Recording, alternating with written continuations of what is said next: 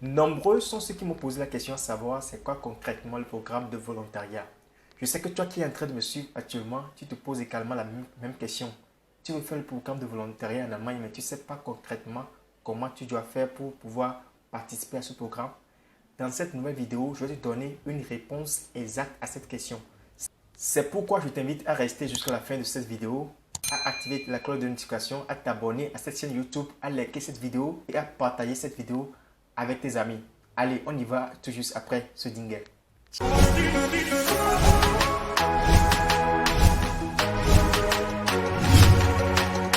Salut, si tu viens de me découvrir à travers cette nouvelle vidéo, je m'appelle Kojo Joel Huppel, je suis coach en immigration en Allemagne. Ici sur cette chaîne, je partage avec toi les idées de voyage en Allemagne, comment tu peux faire pour pouvoir voyager rapidement en Allemagne et à moindre coût. Je partage également avec toi la culture allemande, je t'aide à apprendre la langue allemande. Donc si tu es nouveau, je t'invite à t'abonner, à activer la cloche de notification, à partager cette vidéo avec tes amis. Si cette vidéo n'est pas utile à toi, j'espère que ça sera vraiment utile à quelqu'un qui veut actuellement préparer son voyage sur l'Allemagne. Notre thème d'aujourd'hui porte sur le programme de volontariat en Allemagne.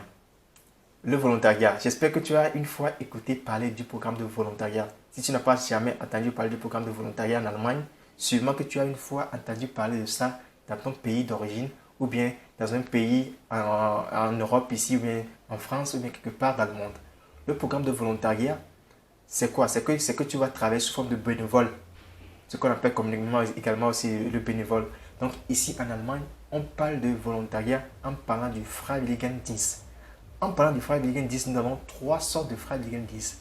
Nous avons le FSJ, ce qui veut dire Freiwilligensozialjahr, le BFD, ce qui veut dire Bundesfreiwilligendienst. Et nous avons également le FEJ, ce qu'on appelle Freiwilligenökologisches Jahr. Commençons avec le FSJ. Le FSJ, comme je viens de le définir, c'est Freiwilligensozialjahr. Le FSJ, pour pouvoir postuler à cela, vous devez avoir entre 18 et 26 ans. Vous voyez, c'est-à-dire que déjà dans votre pays d'origine, vous devez avoir entre 18 et 26 ans. Pour faire le BFD, vous devez avoir à partir de 18 ans. Donc ça veut dire qu'au niveau de BFD, il n'y a pas d'âge limite. Mais avec le FEJ, il y a également l'âge limite, ce qui veut dire que pour faire le FEJ, vous devez avoir entre 18 et 26 ans. Vous voyez. Donc maintenant, je vais prendre de un par un les différentes formes de Freiwilligendienst ici en Allemagne. Je vais vous expliquer cela. Pour parler du Freiwilligendienst ici en Allemagne, je vais premièrement partir avec le FEJ, ce qu'on appelle le Freiwilligenökologisches Jahr. Ça, les gens qui sont à l'étranger, c'est un peu difficile pour eux de le faire. C'est pourquoi j'aimerais commencer avec le FEJ. Pour pouvoir faire le FEJ, vous devez avoir des intérêts pour la nature, ceux qui aiment les travaux champêtres, les jardiniers et ceux qui aiment également comment protéger l'environnement. Vous voyez? Donc c'est ça l'important là-bas. Pour pouvoir le faire, vous devez être quelqu'un qui aime la nature, quelqu'un qui aime les monuments, quelqu'un qui aime la propriété, quelqu'un qui veut s'engager pour pouvoir éradiquer les ordures sur les rues, etc. Vous voyez? Donc c'est ça. Si vous êtes intéressé par cela, c'est ce que vous devez faire. Mais comme je viens de le dire, c'est un peu difficile pour ceux qui sont à l'étranger de faire cela, de participer à ce programme. Donc les deux autres programmes que je vais citer maintenant, c'est possible pour les étrangers de participer à cela. Donc allons tout de suite sur le FSJ.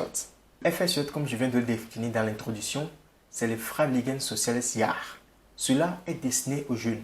Pour ceux qui sont ici en Allemagne, ce sont les gens qui viennent fraîchement d'avoir leur bac et qui ne savent pas concrètement ce qu'ils vont faire à l'université. C'est eux qui s'engagent souvent pour le FSJ. Ils font cela pour pouvoir voir s'ils peuvent travailler dans le domaine. Par exemple, si les jeunes ils veulent faire l'étude en psychologie, ils vont aller travailler sous forme de volontaire dans une psychiatrie pour voir est-ce que concrètement ça les intéresse ou pas, vous voyez. Donc c'est ça que les jeunes allemands ils font ici. Donc c'est pourquoi ici en Allemagne, ceux qui vivent déjà en Allemagne, ils peuvent le faire entre 15 et 26 ans. Ils peuvent le faire en tant que jeunes et s'engager socialement. Ils sont à l'étranger et qui veulent s'engager sous forme de FSJ, là comme on l'appelle ici, ils doivent avoir entre 18 et 26 ans dans leur pays d'origine. Vous voyez? Donc si vous dépassez l'âge là, c'est impossible pour vous de faire le FSJ, ce qu'on appelle le Freiwilligensozialjahr. Donc, ok, maintenant continuons avec le BFD, le Bundesfreiwilligendienst. c'est destiné pour ceux qui ont à partir de 18 ans. Et ce qui est important au niveau du PFT, c'est que à partir de 18 ans, vous pouvez le faire. C'est-à-dire qu'il n'y a pas d'âge limite. Vous voyez. Mais la plupart des temps, les gens qui viennent de l'Afrique, ils ont souvent l'âge limite. Vous voyez. Donc ça veut dire que si vous dépassez déjà 28 ans, vous ne pouvez plus faire le PFT. Si vous venez de l'étranger ou si vous venez de l'Afrique principalement.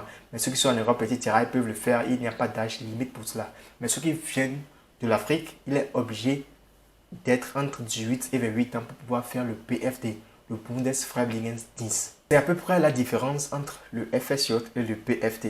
Vous voyez ça, parce que le FSJ, on peut le faire jusqu'à 6 ans.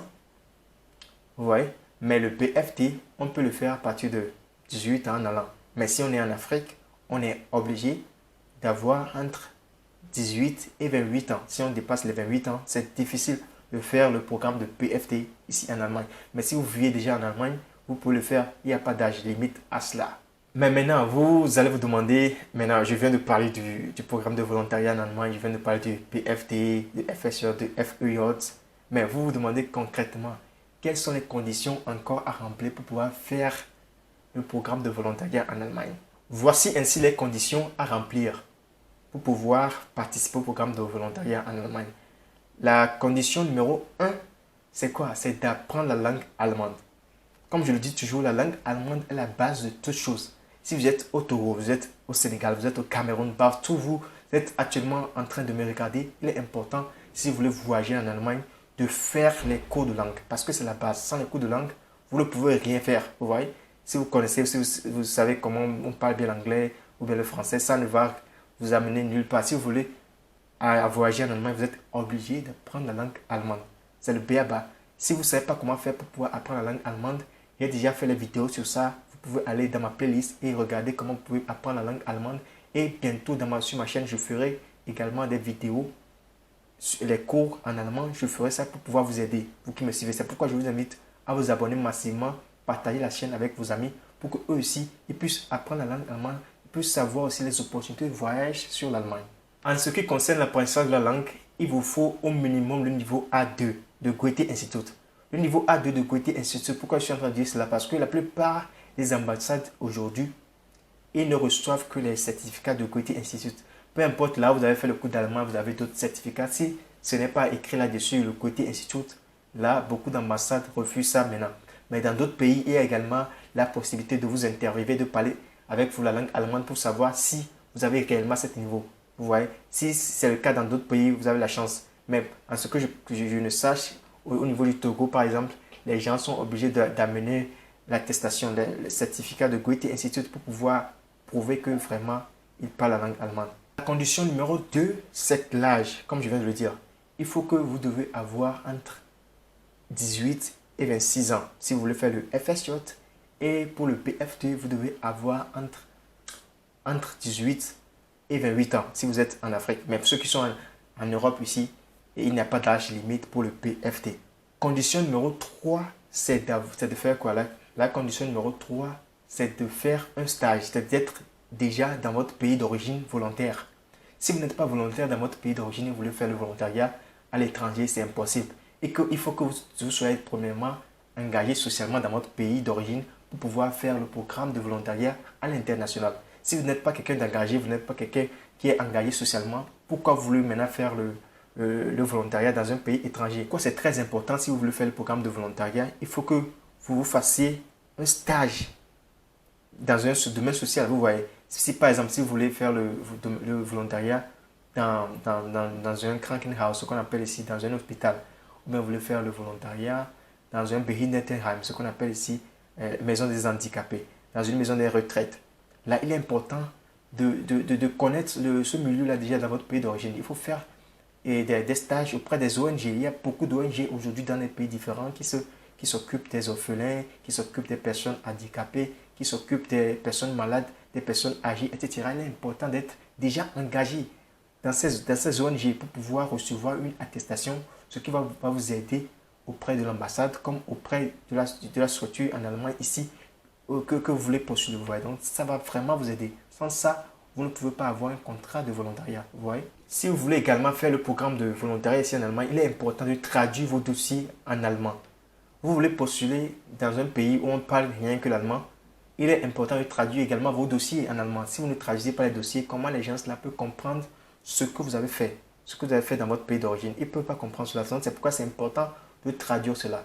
Pour traduire cela, vous n'êtes pas obligé d'aller chez les gens qui sont certifiés. Vous pouvez aller chez les gens qui peuvent vous traduire, que ça soit un peu compréhensible. Lorsqu'ils vont lire cela, ils vont dire que ok, là c'est bon. Vous voyez, donc c'est important de traduire vos dossiers.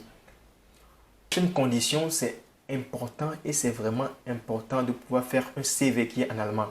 Vous voyez, un curriculum vitae, ça doit être en allemand. Si votre curriculum vitae n'est pas en allemand, là, vous n'avez pas beaucoup de chances de pouvoir recevoir un contrat. Vous voyez, il est important de faire le curriculum vitae en allemand et d'ajouter également votre photo. Vous voyez, parce que ici en Allemagne, lorsqu'on fait un BV, donc ça veut dire qu'une postulation avec une photo, c'est vraiment attirante. Vous voyez, donc là, ils vont dire que oh, là, la personne a l'air d'être gentille, donc nous pouvons le recevoir. Vous voyez, nous pouvons lui donner un contrat.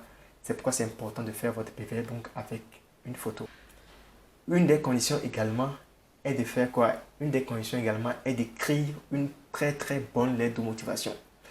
À travers une lettre de motivation, on connaît directement la motivation de la personne. Vous voyez, il y a certains qui ne savent pas comment on écrit une lettre.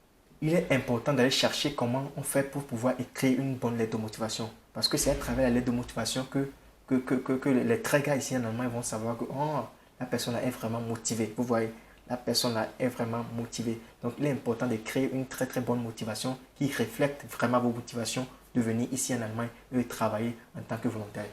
Quoique beaucoup de personnes sont en train également de se demander, maintenant je viens de parler du programme de volontariat, je viens de parler de comment faire pour pouvoir postuler, je viens de parler de ça. Mais est-ce que en tant que volontaire, on gagne quelque chose? Normalement, si on parle de bénévolat, on parle de volontariat, on ne gagne rien. Mais l'Allemagne donne la possibilité ici de gagner quelque chose, ce qu'on appelle le Taschengeld, ce qu'on appelle communément en français l'argent de poche. Mais pour ceux qui viennent de l'Afrique, ceux qui viennent de l'Asie, etc., l'argent de poche, là, ça les sauve vraiment parce que ici en Allemagne, si vous faites le programme de volontariat, par exemple, nous prenons le cas de FSJ. Si vous faites de FSJ, ce qu'on appelle Freiwilliges Soziales Jahr, là, vous avez la possibilité de recevoir à la fin de chaque mois à peu près 350 euros vers 400 euros. Mais ceux qui m'ont fait le BFT, le Bundesfreiwilligendienst, ils ont également la possibilité d'avoir entre de 300 à 500 euros. Vous voyez, donc c'est vraiment énorme. Et également, vous aurez à votre disposition une chambre dans laquelle vous aurez à vivre pendant votre année de volontariat ici en Allemagne. La chambre sera gratuite. Si vous venez de l'étranger, la chambre sera gratuite pour vous. Vous voyez. Donc, et vous serez également 100% assuré. Si vous êtes malade pendant votre année de volontariat, vous avez également la possibilité de vous faire soigner gratuitement. Vous voyez. Donc, c'est vraiment très très bon. C'est vraiment un très très bon programme. Donc, je viens de parler du programme de logement. Ce qui est important ici en Allemagne, pour pouvoir faire le programme de volontariat, il est important de choisir le domaine dans lequel vous voulez faire votre programme de volontariat. Donc, pour pouvoir choisir cela, pour que ça soit avantageux pour vous, si vous venez de l'étranger, il est important de choisir les domaines comme le Altenpflege, ce qu'on appelle communément comme les maisons de retraite, et là où on prend soin des gens âgés, de choisir les Krankenhäuser, de choisir les hôpitaux, de choisir les Behindertenheime, de choisir les foyers des personnes handicapées. Vous voyez. Lorsque vous allez choisir cela, ça va vous aider à trouver un logement. Parce que la plupart des Anzahlstellen, comme par exemple Kindergarten, Schule, etc., ils n'ont pas des Wohnmöglichkeiten, ça veut dire qu'ils n'ont pas les chambres pour pouvoir vous donner. Donc si vous postulez là-bas, vous ne pouvez pas recevoir une bonne réponse parce qu'ils n'ont pas de chambre à vous donner. Donc vous êtes obligé vous-même de chercher une chambre, une chambre, vous voyez.